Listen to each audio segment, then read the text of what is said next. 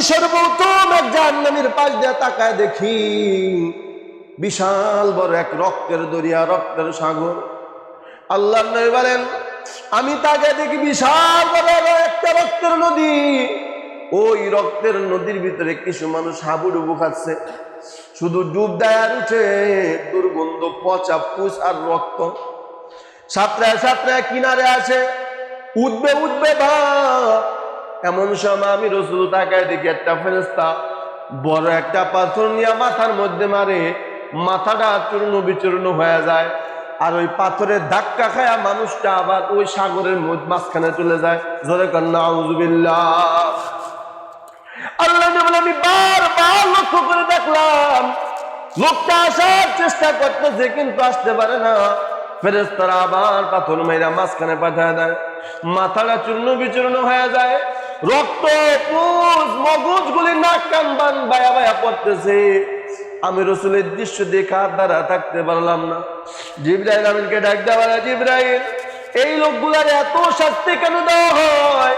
জিবরাইল আমিন ডাক দেয়, ইয়া রাসূলুল্লাহ, ইয়া হাবিবাল্লাহ, এরা আপনার ওই সমস্ত উম্মত যারা দুনিয়ার ভিতরে সুদে টাকা লাগাইতো, যারা মানুষের রক্ত পানি করা টাকাটা আত্মসাৎ করে নিত, যারা মানুষের উপরে জুলুম করত, এক কাঠা জমিনের জন্য, এক বিঘা জমিনের জন্য দুনিয়ার জমিনে যারা মারামারি করে মানুষের রক্ত জড়াইতো, আপনার ওই সমস্ত পাপী উম্মত আল্লাহ তাআলা কিয়ামত পর্যন্ত এই শাস্তি তাদেরকে দুনিয়ার ভিতরে দিতেই থাকবে।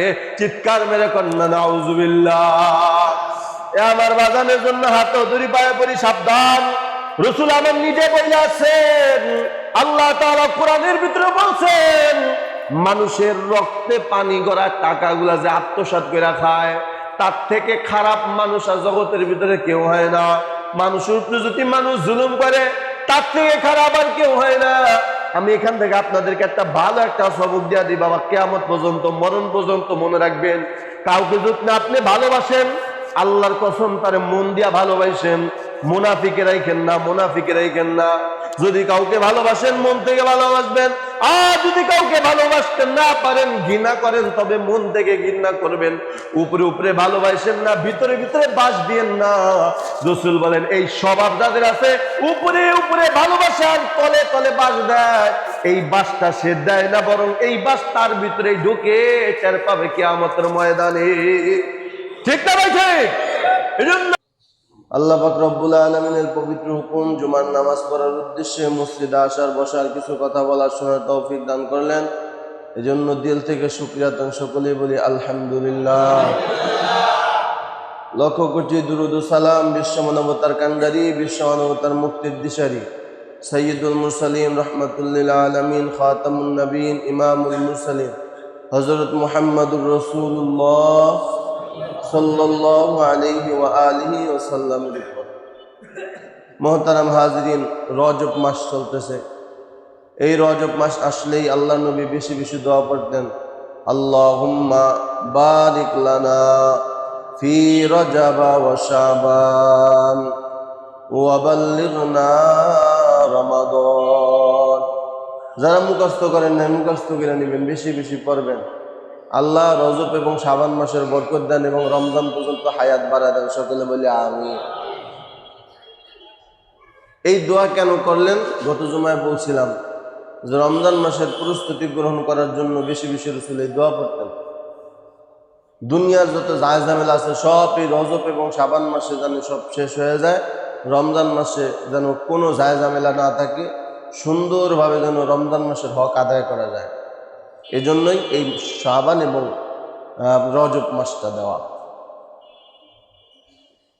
তো বলছিলাম রজব মাসের যত বৈশিষ্ট্য আছে এর ভিতরে একটা বৈশিষ্ট্য হলো যে মূর্তি পূজা শুরু হয়েছিল, তার ঘটনাও বলছিলাম গত জুমায়। আর একটা বৈশিষ্ট্য হলো উম্মতে মুহাম্মাদের জন্য সবচেয়ে পুরস্কার, সবচেয়ে বড় সুসংবাদ, যে পুরস্কার আজও পর্যন্ত আল্লাহ তাআলা এই উম্মতে মুহাম্মাদী ছাড়া কাউকে দেননি, সেটা হলো আল্লাহ রসুলের মিরাজ। সবাই বলে সুবহানাল্লাহ। এই পুরস্কার আর কোন নবী পাইছে? কথা বলেন, কোন উম্মতে পাইছে? কেউ পায়নি, আমরা পাইছি। সারা জীবন ইব্রাহিম খলিলুল্লাহ উম্মতরে বয়ান করে গেছে আল্লাহর হুকুম পালন করো তাহলে জান্নাতে যাইবা, জান্নাত দেখেন নাই। সারা জীবন বয়ান করছেন যদি গুনাহ করো, মূর্তি পূজা করো তাহলে জাহান্নামে যাইবা, জাহান্নাম দেখছেন? কোন নবী দেখছেন জান্নাত জাহান্নাম? আমাদের নবী আব্বাজান একমাত্র দেখছেন, আর আমাদের নবী হযরত মুহাম্মদ রাসূলুল্লাহ সাল্লাল্লাহু আলাইহি ওয়াসাল্লাম তিনি দেখছেন। এই দুইজন মানুষই দেখছেন। এছাড়া কোন নবী জান্নাত এবং জাহান্নাম কি করেন নাই? দেখেন নাই। কারণ আব্বাজান আদম আলাইহিস সালাম তো জান্নাতের ভিতরেই সর্বপ্রথম তিনি বসবাস শুরু করছেন। সুবহানাল্লাহ। আল্লাহ পাক রব্বুল আলামিন নবীকে কেন দেখাইলেন? কিতাবের ভিতরে লেখে এই মেরাজের ঘটনাটা আল্লাহ রসুলের সাথে আল্লাহ তাআলা কোরআনের 1 নম্বর কারণ হলো রসুলকে সান্ত্বনা দেওয়া। সুবহানাল্লাহ বলেন। কিতাবের ভিতরে, সিরাত কিতাবের ভিতরে পাওয়া যায় রসুল যখন তায়েফের জমিনে দাওয়াত দিতে গেলেন, নির্মমভাবে যখন নবীকে অত্যাচার করলো, জুলুম করলো, তখন নবী অনেক কষ্টে ছিলেন। তো ওই কষ্ট মুছে দেওয়ার জন্যই আল্লাহ তাআলা তার দরবারে আমার নবীকে দাওয়াত দিলেন। সুবহানাল্লাহ। এটা যে কত বড় পুরস্কার, এটা এই প্রতি যাদের মোহাব্বত আছে তারা বুঝবে, যাদের মোহাব্বত নাই তারা বুঝবে না। এটা যে কত বড় পুরস্কার।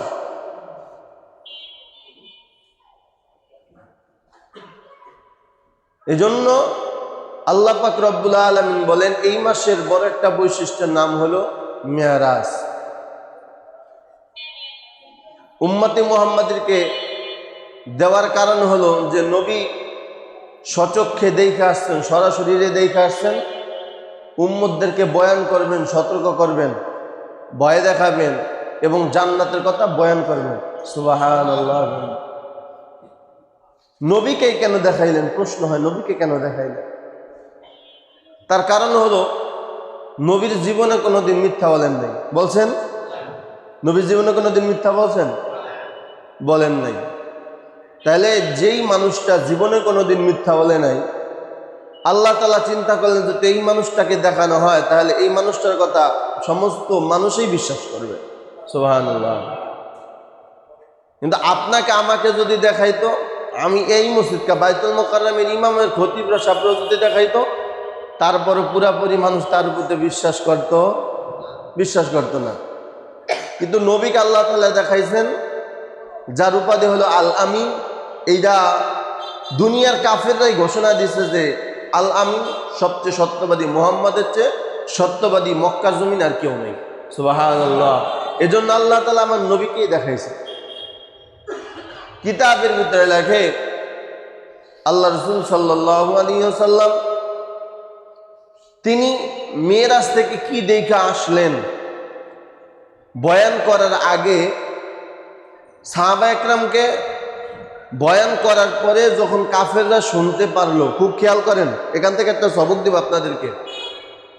কাফেররা যখন শুনতে পারলো যে মুহাম্মদ গতকালকে রাতে আপনার দুনিয়া থেকে, মক্কা থেকে ডাইরেক্ট বাইতুল মুকাদ্দাস, এরপর ওখান থেকে প্রথম আসমান, দ্বিতীয় আসমান, তৃতীয় আসমান, তৃতীয়, চতুর্থ, পঞ্চম, 6 নম্বর 7 নম্বর আসমান বেদ পেরিয়ে আল্লাহর সাথে সাক্ষাৎ করে আবার রাতের ভিতরে আইসা উপস্থিত হয়ে আবার ফজরের নামাজ আদায় করছে। সুবহানাল্লাহ।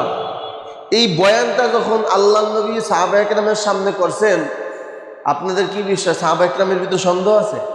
হ্যাঁ, সমস্ত সাহাবা একরাম এক বাক্যে মাইনা নিলেন যে আল্লাহর কুদরতে সব সম্ভব।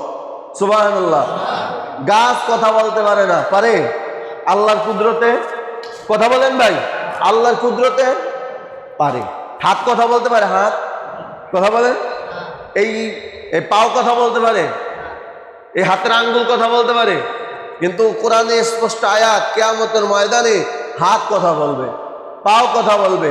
এটা আপনার মাথায় ধরুক আর না ধরুক, আল্লাহর কুদরতে সব সম্ভব। সুবহানাল্লাহ। আল্লাহর কুদরতে কি সব সম্ভব। যেটা দুনিয়ার মানুষের দ্বারা সম্ভব না, এটা কার দ্বারা সম্ভব?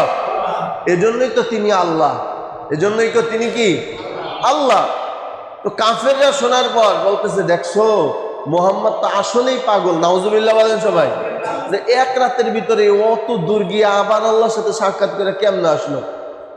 তো নবীজির সবচেয়ে কাছে প্রিয় যে সাহাবী ছিলেন হযরত আবু বকর সিদ্দিক রাদিয়াল্লাহু তাআলা, কিতাবে লেখে ওই দিন তিনি ফজরের জামাতে আসেন নাই। নবীজি যে মেরাজের ঘটনা আলোচনা করছেন সাহাবায়ে কেরামের সাথে, যে আবু বকর কি করে না, জানে না, কিন্তু কাফেররা ডাক দেওয়া কয় আবু বকরের কাছে যাই, সে তো একজন বিজ্ঞ লোক, জ্ঞানী লোক, দেখে আবু বকর কি বলে।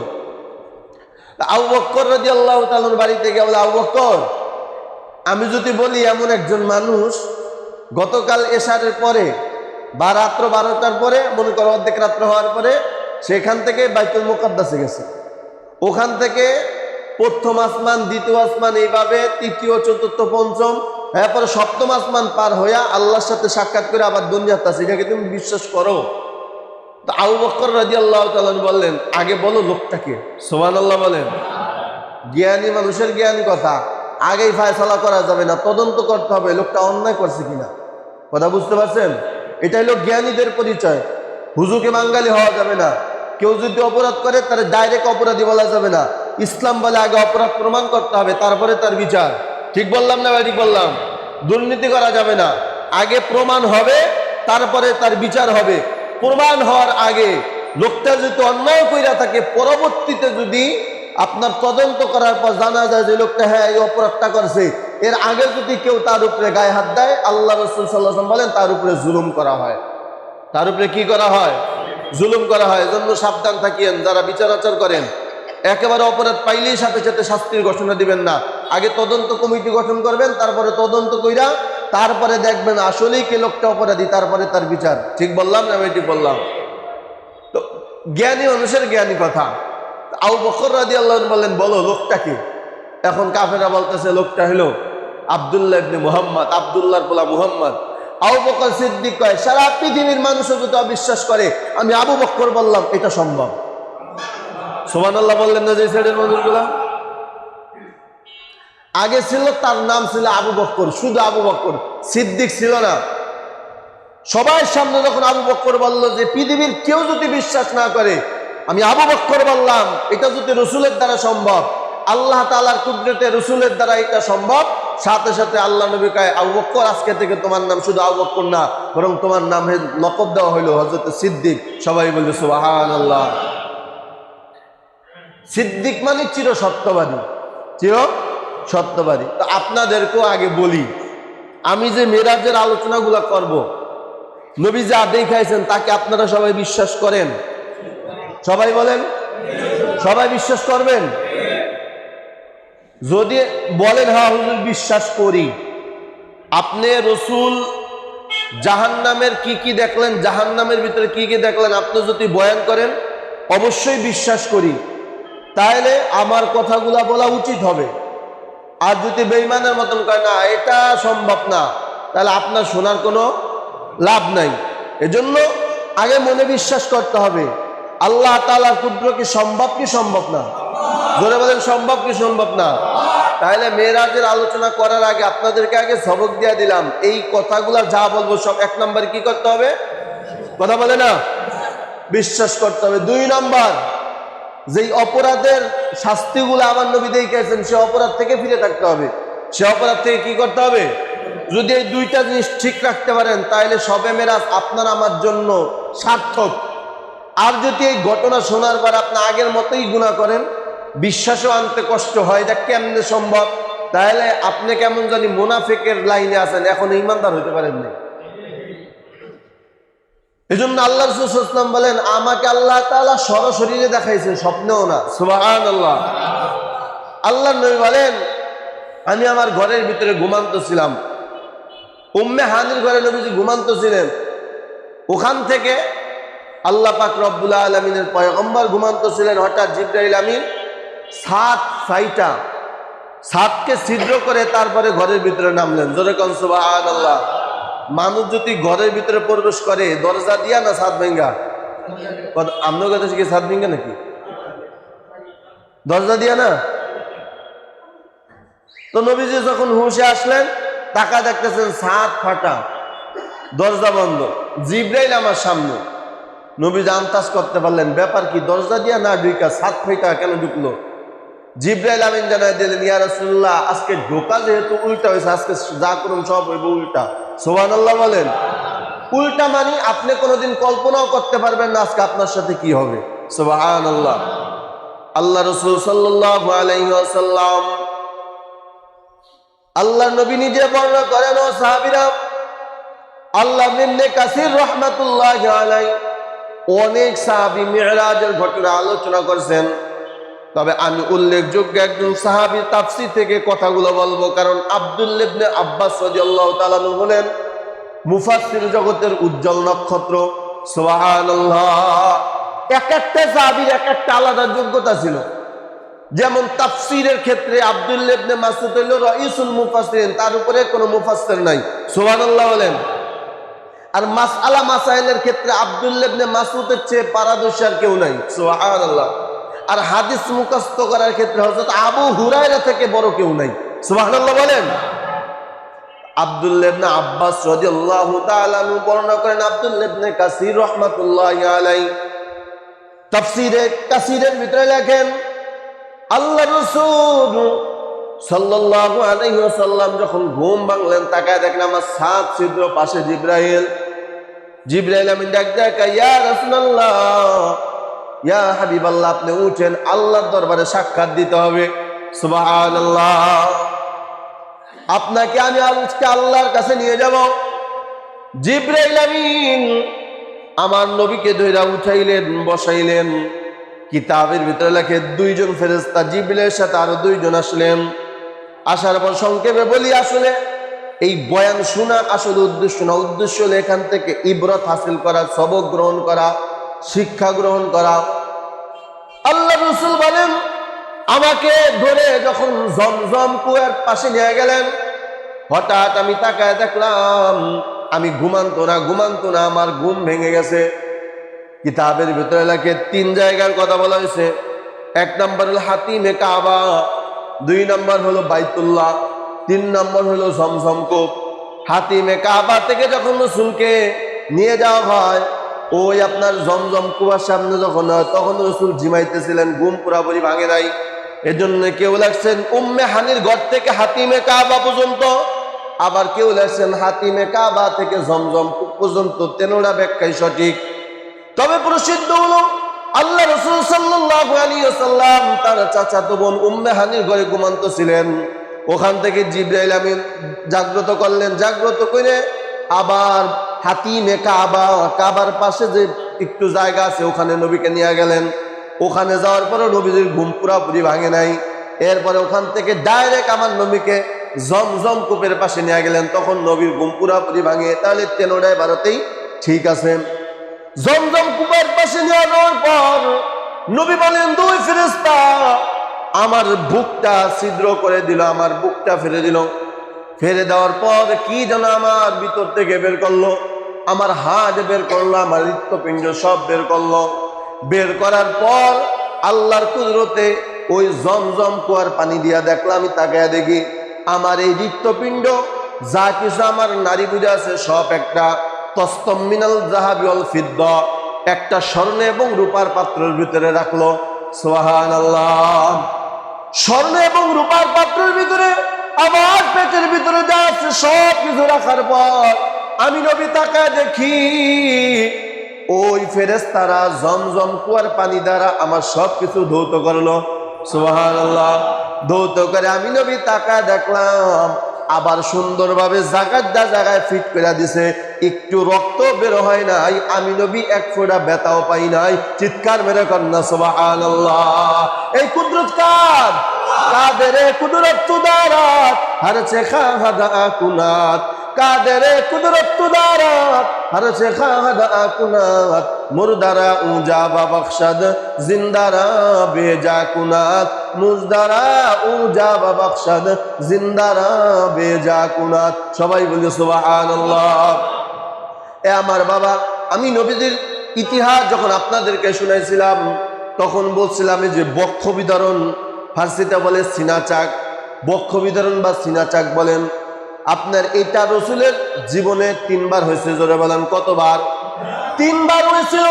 তিনবারের ভিতরে এই যে একটা মেরাজের রাতে আল্লাহ রাসূল সাল্লাল্লাহু আলাইহি ওয়াসাল্লাম যখন আল্লাহর সাথে সাক্ষাৎ করতে যাবেন, সে আল্লাহ তাআলার নূরের তাজাল্লি যেন রাসূল টিকে থাকতে পারেন, ধৈর্য ধারণ করতে পারেন। এই কারণে আমার নবীর হৃৎপিণ্ড হাত সবগুলো ধুয়ে জমজমার কুয়ার পানি দিয়া নূর এবং হিকমত আল্লাহ তাআলা ফেরেশতা নবীজির ভিতরে ঢুকায় দিয়েছেন। সুবহানাল্লাহ। কারণ কি, যে উপরে গেলে যত নবী সহ্য করতে পারে। সুবহানাল্লাহ বলেন সবাই। উপরের আপনার ভয়াবহ পরিস্থিতি যেন রসুল সহ্য করতে পারেন, এজন্য রসুলকে ধোয়া হয়েছে। এইগুলো ধুয়ে তারপরে রসুলকে আবার পুনরায় আগের মতো করে দেওয়া হয়েছে। আল্লাহ রসুল বলেন, এরপরে যখন আমাকে একটা খচ্চরের ছোট গাধার থেকে একটু বড় একটা প্রাণী আনা হলো, যার নাম হলো বোরাক। এই বোরাকের ভিতরে আমাকে উঠাইলেন, কিতাবের ভিতরে রাখে বোরাকের এমন দ্রুত গতি, বলে তার এক নজর যত দূর যায় ওখানে তার একটা কদম মারে। সুবহানাল্লাহ। এই কুদরত কার? বিশ্বাস করলে ঈমান, সন্দেহ করলে বেঈমান। ঠিক না ভাই? ঠিক। আল্লাহ রাসূল সাল্লাল্লাহু আলাইহি ওয়াসাল্লাম বলেন, ওই খচ্চরের মধ্যে উঠাইয়া আল্লাহ পাক রব্বুল আলামিনের ফেরেশতা জিবরাইল আমাকে বাইতুল মুকাদ্দাসে নিয়ে যাওয়া শুরু করলেন। কিন্তু তাকে দেখি বাইতুল মুকাদ্দাসে যাওয়ার আগে আল্লাহ তাআলা বলেন, বন্ধু আগের জাহান্নামটা একটু ঘুরে আসেন। সুবহানাল্লাহ। আপনারা বলেন তো, জাহান্নাম আসমানে না জমিনের নিচে? বলতে পারেন না? 7 তবক জমিনের নিচে। জাহান্নাম কোথায়? সবাই বলেন, মুখস্থ করে রাখেন, কিছু কিছু জিনিস মুখস্থ রাখবেন। জাহান্নাম কোথায় আছে? 7 তবক জমিনের নিচে। 7 তবক জমিনের নিচে হলো আল্লাহ তাআলার জাহান্নাম। আমার নবীকে আল্লাহ তাআলা কুদরতিভাবে জিবরাইলের মাধ্যমে আল্লাহ তাআলা আমার নবীকে বললেন, হে নবী আগে জাহান্নামটা একটু ঘুরে আসেন। কিতাবের ভিতরে লেখে আল্লাহ নবী একদল মানুষের পাশ দেওয়া যাইতেছেন। মানুষটাই বলতেছে, ইয়া মুহাম্মদ ডাক দেয়। জিবরাইলকে, হুজুর খবরদার আপনি ডাকে সাড়া দিয়েন না। সুবহানাল্লাহ বলেন সবাই। হুজুর আপনি ডাকে সাড়া দিয়েন না। এরপরে কিছু দূর সামনে যাওয়ার পর দেখে আরো কিছু মানুষ একত্রিত হইয়া এবার রসুলকে ডাক দেয় না, বরং সালাম দিতেছে, আসসালামু আলাইকা ইয়া রাসূলুল্লাহ। সবাই বলে সুবহানাল্লাহ। জিবরাইল আমিন ডাক দেয়, ইয়া রাসূলুল্লাহ সালামের জবাব দেন। আল্লাহর নবী সালামের জবাব দিলেন।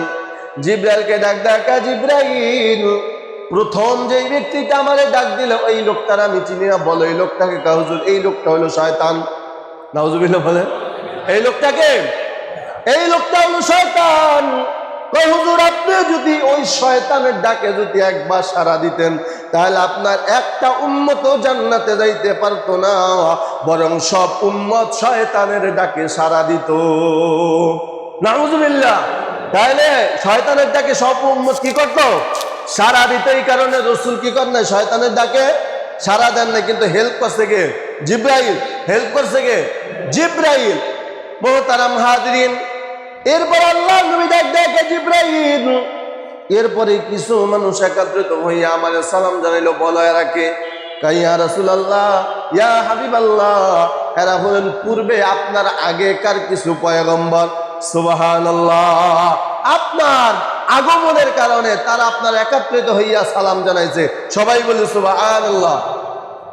পয়গম্বর যখন সালামের জবাব নিলেন, আল্লাহ রাসূল সাল্লাল্লাহু আলাইহি সাল্লাম বাবা এখান থেকে সবগুলা শিক্ষা গ্রহণ করবেন। জাহান্নামে নবীজি কি কি দেখে আসছেন, আজকে থেকে তওবা করবেন, জীবনে এই অপরাধগুলো আর কখনো করব না। যদি এই অপরাধ থেকে ফিরে আসতে পারেন তাহলে আপনার মেরাজের কথা শোনা সার্থক হবে। আপনার আজ আমার জন্য এই মেরাজটা আপনার আমার জন্য সার্থক হবে। আর যদি সন্দেহ করেন এই গুনাহ থেকে যদি বাঁচতে না পারেন তাহলে আপনার শুইনাও কোনো লাভ নাই, আর আপনার আমলের কোনো স্পিরি বাড়বে না। কথা ঠিক কিনা? এই জন্য আগে হলো বিশ্বাস। যার প্রতি যার বিশ্বাস বেশি তার প্রতি তার ভক্তি বেশি। ঠিক বললাম না ভাই? ঠিক বললাম। এজন্য বিশ্বাস হলো সবথেকে বড়। এজন্য আল্লাহ তাআলা বলেন ইমানই হলো বিশ্বাস। ইমানই কি? বিশ্বাস। আল্লাহকে দেখি না কিন্তু আল্লাহ আছে, সত্য না মিথ্যা? কথা বলে না, ওই যে পিছনে বাইরে কথা বলে না, সত্য না মিথ্যা? সত্য। আল্লাহ দেখি না, কিন্তু আল্লাহ সেটা। জান্নাত দেখি না, জান্নাত আছে, এটা হ্যাঁ। না দেখা জিনিসের উপর ঈমান নাম আনার নামই হলো ঈমান আনা। আল্লাহ তাআলা যদি বলতেন যে এইসব জিনিস দেখা যায় তার উপর ঈমান আন, তাহলে আল্লাহ তাআলা বলতেন আমানু বিস সামা, এই আসমান দেখা যায়, আসমানের উপর ঈমান আন। আল্লাহ বলছেন? কথা বলেন। আল্লাহ তাআলা যদি বলতেন দেখা জিনিসের উপর ঈমান আনলে ঈমান আনা হবে, তাহলে আমার আল্লাহ বলতেন আমানু বিল আরদ, জমিন দেখা যায়, জমিনের উপরে ঈমান আন। আল্লাহ তাআলা বলেন নাই আমানু বিল জিবাল, পাহাড় পর্বত দেখা যায়, পাহাড় পর্বতের উপর ঈমান আন। আমার আল্লাহ বলে নাই আমানু বিল বিহার, এ নদ নদী দেখা যায়, এটার উপরে ঈমান আন। আমার আল্লাহ বলছে নাকি? কয় না না। আল্লাহ তাআলা যে 7টা জিনিসের উপর ঈমান আনতে বলছেন, একটাও দেখা যায় না। কথা ঠিক কি না? ইমানি মুফাসসালের ভিতরে কয় জিনিসের উপর ঈমান আনতে বলছে? আমানতু বিল্লাহ, আল্লাহ তাআলার উপর ঈমান আনো, ফেরেশতার উপর ঈমান আনো, কিতাবের উপর ঈমান আনো, তাকদীরের উপর ঈমান আনো, ভালো মন্দ তাকদীরের উপর ঈমান আনো, মৃত্যুর পর আবার জীবিত হইবা তার উপর ঈমান আনো। জোরে কোন সুবহানাল্লাহ। তাইলে যেই সব জিনিস দেখা যায় না তার উপর ঈমান আনতে বলছেন কে? এইটা যদি ঈমান পরিপূর্ণ হয় তাহলে আপনার ঈমানটা মজবুত। তাইলে রাসূলের যে মেরাজ হয়েছে, রাসূল এই যে জাহান্নামের ভিতরে গেছেন, জাহান্নামের চিত্রগুলা দেখছেন, এগুলো আমরা দেখি নাই কিন্তু বিশ্বাস করিনি। এই যে কথা বলে না, যদি বিশ্বাস করেন তাহলে ঠিক আছে, সন্দেহ করলে, একটু সন্দেহ করলে ঈমান থাকবে না। আল্লাহ রাসূল বলেন আমি সর্বপ্রথম এক জাহান্নামের পাশ দিয়ে তাকায় দেখি বিশাল বড় এক রক্তের দরিয়া, রক্তের সাগর। আল্লাহ নবী বলেন আমি তাকে দেখি বিশাল বড় একটা রক্তের নদী, ওই রক্তের নদীর ভিতরে কিছু মানুষ হাবুডুবু খাচ্ছে, শুধু ডুব দেয় আর উঠে, দুর্গন্ধ, পচা পুষ আর রক্ত। সাঁতরায় সাঁতরায় কিনারে আসে, উঠবে উঠবে ভাব। এমন সময় আমি রাসূল তাকায় দেখি একটা ফেরেশতা বড় একটা পাথর নিয়ে মাথার মধ্যে মারে, মাথাটা চূর্ণ বিচূর্ণ হয়ে যায়, আর ওই পাথরের ধাক্কা খায়া মানুষটা আবার ওই সাগরের মাঝখানে চলে যায়। জোরে কান নাউযুবিল্লাহ। আল্লাহ বলে আমি বারবার লক্ষ্য করে দেখলাম লোকটা আসার চেষ্টা করতেছে কিন্তু আসতে পারে না। ফেরেশতারা আবার পাথর মেরা মাঝখানে পাঠায় দেয়, মাথাটা চূর্ণ বিচূর্ণ হয়ে যায়, রক্ত পুষ মগজ গুলি নাক কান বান বায়া বায়া পড়তেছে। আমি রাসূলের দৃশ্য দেখে আর দ্বারা থাকতে পারলাম না। জিবরাইল আমিনকে ডাক দেওয়া, জিবরাইল এই লোকগুলার এত শাস্তি কেন দেওয়া হয়?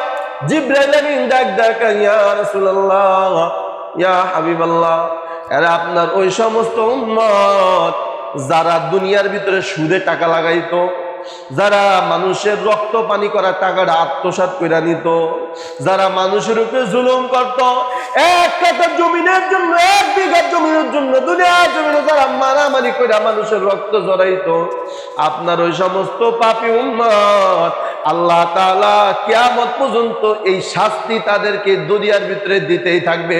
চিৎকার মেরে কন্যা নাউযুবিল্লাহ। আমার বাজানের জন্য হাত ধরি পায়ে পড়ি, সাবধান। রাসূল আমার নিজে বলে আছেন, আল্লাহ তাআলা কোরআনের ভিতরে বলছেন মানুষের রক্তে পানি গড়া টাকাগুলা যে আত্মসাৎ করে খায়, তার থেকে খারাপ মানুষ আর জগতের ভিতরে কেউ হয় না। মানুষের উপরে যদি মানুষ জুলুম করে তার থেকে খারাপ আর কেউ হয় না। আমি এখান থেকে আপনাদেরকে একটা ভালো একটা সবক দিয়া দিই বাবা, কিয়ামত পর্যন্ত, মরণ পর্যন্ত মনে রাখবেন, কাউকে যদি আপনি ভালোবাসেন, আল্লাহর কসম তারে মন দিয়া ভালোবাসেন, মুনাফিকে রাখেন না, মুনাফিকে রাখেন না। যদি কাউকে ভালোবাসেন মন থেকে ভালোবাসবেন, আর যদি কাউকে ভালোবাসতে না পারেন, ঘৃণা করেন, তবে মন থেকে ঘৃণা করবেন। উপরে উপরে ভালোবাসেন না, ভিতরে ভিতরে বাস দিয়েন না। রাসূল বলেন এই স্বভাব যাদের আছে, উপরে উপরে ভালোবাসার তলে তলে বাস দেয়, এই বাসটা সে দেয় না, বরং এই বাস তার ভিতরে ঢুকে টের পাবে কিয়ামতের ময়দানে। ঠিক না ভাই? ঠিক। এজন্য আল্লাহ তাআলা বলেন সাবধান, মানুষকে যদি ভালোবাসো, ভালোবাসার মতো ভালোবাসো, উপরে উপরে ভালোবাসা দেখাইয়া এরপরে আগায় পানি দিয়া গোড়া খবরদার কাটিও না। এটা মানুষের যে বড় বড় অপরাধ, এর থেকে বড় অপরাধ আর হয় না। মানুষ যদি মানুষের সাথে গাদ্দারি করে, এর থেকে বড় অপরাধ আর হয় না। মানুষ যদি মানুষের সাথে নেমো খারামি করে, এর থেকে বড় অপরাধ আর হয় না। কয় কারণ কি? আল্লাহ রাসূল বলেন আল্লাহ তাআলা চাইলে কেউ যদি নামাজ রোজা না করে তবে আল্লাহ তাআলা তার দয়ার সাগরে মায়ার সাগরে মায়ার নামে রহমান নামের খাতিরে রহিম নামের খাতিরে আল্লাহ তাআলা চাইলে তারে মাফ করে দিতে পারে। কিন্তু সুদের টাকা লাগাইয়া মানুষের উপরে জুলুম করা, এক হাত জমিনের জন্য মানুষের উপরে জুলুম করা, ক্ষমতার পাওয়ার দেখাইয়া গরিবকে হেয়পূর্ণ করা, লজ্জিত করা, সমাজের ভিতরে তাকে বেইজ্জতি করা, টাকার উপরে আপনার কথা দিয়া তারপরে তার উপরে জুলুম নির্যাতন করা। আল্লাহ তাআলা বলেন যতক্ষণ পর্যন্ত আমার বান্দা মাফ না করবে, বান্দা শুনে রাখ আমি আল্লাহ তোরে মাফ করব না। চিৎকার মেরে কন্যা নাউজুবিল্লাহ। এটা হলো বান্দার হক। এজন্য রাসূল বলেন আমি তাকে দেখলাম, আমি নবী তাকে দেখি, ওই লোকটা এত আকুতি বিনতি করতেছে, বারবার কিনারে আসার চেষ্টা করতেছে। আরে বাবারে আপনি নিজে একটু পক্ষ করে দেখবেন, যারা লঞ্চ ডুবতে দেখছেন, লঞ্চ নদীর ভিতরে যদি লঞ্চ ডুইবা যায়, বিশাল বড় যদি নদী হয়, মুন্ডায় চায় না জানি একটা পায়া ধরে বাঁচতে চাই। ঠিক বললাম না ভাই? ঠিক বললাম। আখারে যদি কিছু পায়া ধরে একটু বাঁচতে পারি, বুকের সাথে লাগাইতে পারি, তাহলে আমার জানটা বেঁচে যায়। কিন্তু ওই বান্দারা যদি তাকায় দেখে আমি 1 ঘন্টা সাঁতরে কাটলাম, এখন আমার হাত চলে না, আমার পাও চলে না, আমার শক্তি সব দুর্বল হয়ে গেছে, আমি কোনো কুল কিনার পাই না, তখন ওই বান্দা বুঝে মৃত্যু যন্ত্রণা কত কঠিন। এই জন্য রাসূল বলেন বান্দা সাবধান, মানুষের সাথে নেমো খারামি করিস না রে বাবা। হে বান্দা মানুষের সাথে নেমো খারামি করবি না। ভালোবাসলে ভালোবাসার মতন বাসবি, ঘৃণা করলে ঘৃণা করার মতো করবি, তবে মুনাফিক হইস না। এই বান্দাটা বাঁচার জন্য এত এখনই বিরতি করে, আখারে নইবেলা আমার কলিজা তখনই ফেটে যায় যখন বান্দারা নদীর ভিতরে সাগর, রক্তের সাগরের ভিতরে হাবুডুবু খায়া যখন আস্তে আস্তে কিনারার ভিতরে আসে, এমন সময় যখন ফেরেশতারা আবার পাথর মাইরা বান্দারে মাঝখানে পাঠায় দেয়, বান্দা তখন কিতাবের ভিতরে লেখে, বান্দা তখন আল্লাহর কাছে কয় মালিক রে মরণ দাও, মরণ দিলে শান্তি হবে। আল্লাহ তাআলা আয়াত নাজিল করে বলেন লা ইয়ামুতু ফিহা ওয়ালা ইয়াহইয়া, বান্দা মরবেও না বাঁচবেও না। দুনিয়াতে মানুষ বাইচা থাকার চেষ্টা করে, শুধু চায় যেন আমি একটু বাইচা থাকি। আর রাসূল বলেন মরণের পরে মানুষকে আল্লাহ তাআলা যেই জীবন দিবে, যেই শাস্তিগুলো আল্লাহ তাআলা দিবে, শাস্তিটা পাওয়ার সাথে সাথে বান্দা বলবে আল্লাহ আমি বাঁচতে চাই না, আমারে মরণ দাও। জোরে কর নাউজুবিল্লাহ। এই আমার বাবা ওই দুনিয়ার ভিতরে শুধু সাঁতার কাটবে, বান্দা শুধু আল্লাহর কাছে বলবে মালিক আমারে মরণ দাও, মরণ দাও। আল্লাহ তাআলা বলে লা ইয়ামুতু ফিহা ওয়ালা ইয়াহইয়া, আজকে মরবাও না বাঁচবাও না, কিয়ামত পর্যন্ত তোমার শাস্তি শেষ না হওয়া পর্যন্ত এইভাবে দরিয়ার ভিতরে সাঁতার কাটতে হবে। চিৎকার মেরে কন্যা নাউজুবিল্লাহ। ভাই এটা কি সম্ভব আপনার আমার দ্বারা? কথা বলে না কেন? এই শাস্তি কে কে নিতে পারবেন? আছেন কেউ? এই জন্য হাত ধরে পায়ে ধরি, রাসূল বলেন আমি নিজে দেখে আসলাম যারা এই যে সুদে টাকা লাগায়, ঘুষে টাকা লাগায়, অর্থের দিক দিয়ে মানুষের চাপ দেয়, টাকার জন্য জুলুম করে, ক্ষমতার লোভ দেখায় জুলুম করে, ক্ষমতার পাওয়ার দেখায় জুলুম করে, আল্লাহ রাসূল বলেন কিয়ামতের ময়দানে তো শাস্তি হবেই, তাতে কোনো সন্দেহ নাই। কিন্তু কিয়ামতের ময়দানে ওঠার আগেই আল্লাহ তাআলা রক্তের সাগরের ভিতরে বান্দাকে এই পরিমাণ শাস্তি দিবে। চিৎকার মেরে কন্যা নাউজুবিল্লাহ। ও দয়ার মালিক মেহেরবানি করে আমাদেরকে এই গুনাহ থেকে সকলকে হেফাজত করুন। সকলে বলে আমিন। আল্লাহ রাসূল 2 নম্বরে যখন আর একটু সামনে গেলেন, নবী তাকায় দেখতেছেন কিছু মানুষ পাতিল ভর্তি গোস্ত, পাতিল ভর্তি গোস্ত। এখানে ব্যাখ্যা দিয়া বলেন ফাতহুল বারির ভিতরে ইবনে হাজার আসকালানী রাহমাতুল্লাহি আলাইহি তিনি ব্যাখ্যা দিয়া বলেন এই যে পাতিলের গোস্তগুলো এগুলো সব হলো কাঁচা, পুজযুক্ত, রক্তযুক্ত। কয় এই গোস্তগুলো কিসের? কয় এই গোস্তগুলো জাহান্নামে পোড়া ব্যক্তিদের গোস্তগুলা ওই পাতিলের ভিতরে দেওয়া হয়। জোরে বলেন নাউজুবিল্লাহ। ওই গোস্তগুলো কিছু মানুষের সামনে দুর্গন্ধে, রাসূল বলেন আমি সামনে যাইতে পারি না, কিন্তু আমি নবী তাকায় দেখি লোকটা বৈশা বৈশা গোস্তগুলা ভক্ষণ করতেছে। এত দুর্গন্ধযুক্ত গোস্ত, তারপরে গোস্তগুলা ভক্ষণ করতেছে। গোস্ত না খাইলে পাথর নিয়ে ফেরেশতারা দাঁড়ায় আছে, গোস্ত না খাইলে পাথর মারে। মায়ের থেকে বাঁচার জন্য পচা গোস্তগুলা ভক্ষণ করে। নবী আবার তাকে তাকে দেখা জিবরাইল আমিনকে ডাক দেখাবে, জিবরাইল বলো লোকগুলা এই শাস্তিগুলা কেন হইতেছে? জিবরাইল আমিন আল্লাহ কুরআন থেকে আয়াত তেলাওয়াত করে শুনায় দিলেন, ইয়া আইয়ুহাল্লাযীনা আমানু ইজতানিবু কাসীরাম মিনাজ-যন্ন ইন্না বা'দাজ-যন্নি ইসমুন ওয়া লা তাজাসসাসু ওয়া লা ইয়াগতাব বা'দুকুম বা'দা।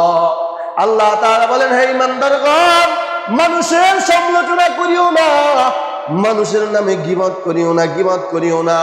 যদি তুমি গীবত করো, বরং যেই ভাইয়ের নামে গীবত করলা ওই ভাইয়ের গীবত করলা না, বরং ওই ভাইয়ের গোশত তুমি ভক্ষণ করলা। চিৎকার মেরে করনা নাউজুবিল্লাহ। তাহলে বলেন গীবত করা যাবে নি? কথা বলেন না কেন? আমার বাবা, গীবত এত খারাপ, এত ভয়ঙ্কর অপরাধ, আমার আল্লাহ গীবত পছন্দ করে না। এজন্য আল্লাহ তাআলা স্পষ্ট ভাষায় সূরা হুমাযার ভিতরে বলেন, ওয়াইলুল লিকুল্লি হুমাযাতিল লুমাযা। আল্লাহ তাআলা বলেন, যারা গীবত করবে তাদের জন্য আমি আল্লাহ ওয়াইল নামক জাহান্নাম বানায় রাখলাম। যারা মানুষের পরনিন্দা করবে, পিছনে পিছনে গীবত করবে। কয় হুজুর কেমনে করবে? ওই যে আগেই বললাম, উপরে উপরে ভালোবাসে, চায়ের দোকানে বৈশা বৈশা তারপরে গীবত করে, আছে না নাই? আমারে খুব মহব্বত করে, আপনাদেরকে খুব মহব্বত করে। কেন? এক কাপ চা খাওয়ার জন্য। ঠিক বললাম না ভাই? ঠিক বললাম। চা খাওয়ার জন্য, পান খাওয়ার জন্য খুব মহব্বত, খুব ভালোবাসা। সুযোগ পাইলে আমার আজকাল বাস দিতে দেরি করে না। আছে না নাই? কথা বলেন, আছে না নাই? আল্লাহ তাআলা বলেন, রাসূল বলেন, আমি মানুষগুলারে দেখলাম কাঁচা গোশতগুলা ভক্ষণ করতেছে। নবী আমার হাদিসের ভিতরে রাখেন, দুই মহিলা রোজা রাখছে। রোজা আল্লাহ রাসূলের উপরে তখন পর্দার বিধান নাযিল হয় নাই। রাসূলের সামনে বৈশা বৈশা মহিলারা গীবত করতেছে। নবী ডাক দেখায়, সাহাবী একরাম, নবীর সামনে মহিলা বসা ছিল না। হাদিসটার ভিতরে লেখে, এক সাহাবী বৈশা বৈশা আর এক সাহাবীর নামে গীবত করছে।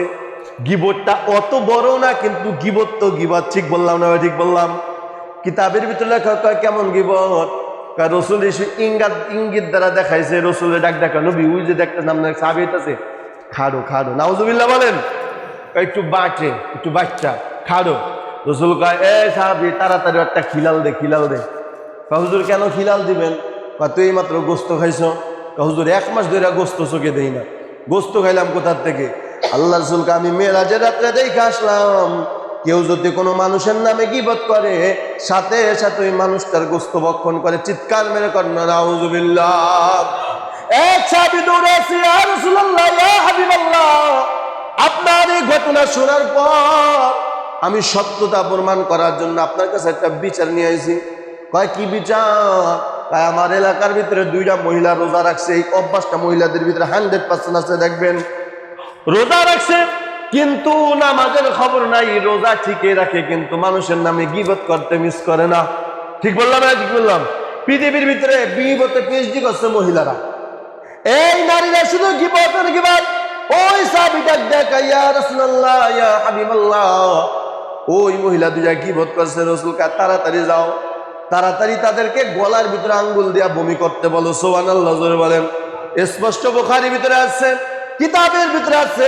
যখন রাসূল বললেন তাড়াতাড়ি মুখে আঙ্গুল দিয়া বমি করতে বলো, কিতাবের ভিতরে লেখা, ওই সাহাবী বর্ণনা করে বলে, আমি দেখলাম যখন ওই 2 মহিলা আঙ্গুল দিয়া বমি করলো, সাথে সাথে দেখলাম কিছু গোস্তের টুকরা বমির সাথে বের হয়ে গেল। চিৎকার মেরে করনা নাউজুবিল্লাহ।